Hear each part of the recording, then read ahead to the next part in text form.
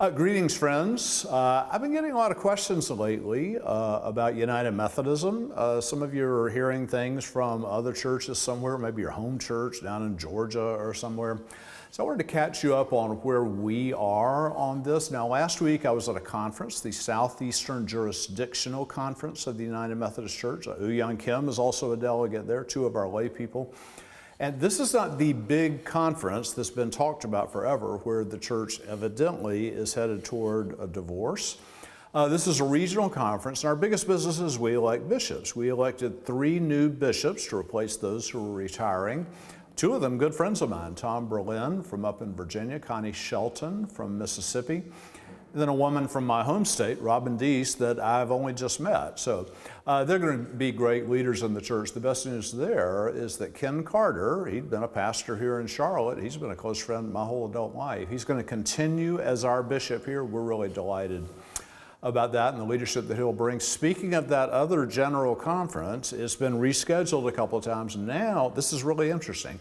It's going to happen late in April of 2024. And they've moved it to Charlotte at the convention center. Like we're going to be like the host people here. It's exciting, and I can sleep in my own bed.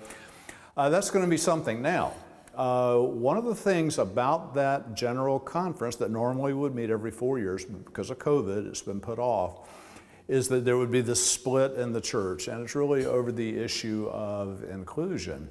Now, what you may be hearing is a lot of churches, they're not waiting for that. They're already disaffiliating.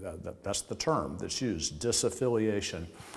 So a lot of churches are meeting and they're having votes, and some are voting to stay and some are voting to disaffiliate. You can imagine with votes, right? What do you wind up with? You wind up with like winners and losers, and you wind up with divided churches. And it's just heartbreaking. And that's what some of you shared with me, like the church where I grew up, the church where I was baptized, the church where I was married, has left the denomination. I'm just devastated. I've got relatives in the cemetery. We're not going anywhere. We're a United Methodist Church. We always have been. That's what brought us to where we are. We treasure our connection. You know, as I've told you, when war broke out in Ukraine, because of United Methodism, I could immediately reach out to the bishop there. We were immediately connected with the United Methodist Church there that was hosting refugees. This happens all the time when there are floods in the U.S., anything. We have a great missional connection. We love being a United Methodist Church. The truth is, a church could have disaffiliated 5 years ago, 25 years ago, 50 years ago. It's always been something that could happen. It's just happening now, and we just have to name it. It's over LGBTQ inclusion. We've disagreed over a great many things over the years, whether it's, what to do about immigration or the death penalty or pro-choice, pro-life. We've always had disagreement in the church, but this has really brought things to a head, and churches are leaving. It breaks my heart, and I know it breaks your heart. We're going to be a church where we stay together, and we actually rejoice in the fact that we have people who think differently on issues. That's how you learn. That's how you grow. I told the story in a sermon. A few years back, I was in Scotland. I was at a pub on the north shore of Scotland, and I'm sitting next to a guy, and he's a motorcyclist, and he said he was a shepherd. I go, oh man, I asked him all about being a shepherd. And I said, I have a question for you. Why do you always have sheep and goats? It's never just sheep, it's never just goats. And he thought about it, and he said, they're just better together.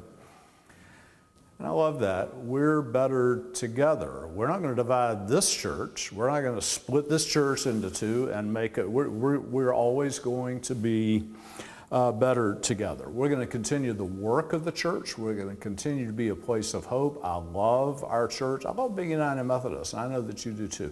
That's where we are. When you hear news about other churches doing stuff, don't get anxious. We can grieve for what's happening elsewhere, but here, we're going to follow God's will. We're going to be a united church and stick together in our work and service of the Lord. The world really needs us. The world doesn't need us to mirror the rancor and division of America. Like, they see enough of this. The church is supposed to be an alternative to this, and we're going to be that. I'm proud of our church. I love our church. Thank you for being a part of it. If you have any questions about Methodism, I'm real involved in all of this, so just call me anytime. I'll be love to talk to you about it. Again, we love our church. Thank you so much.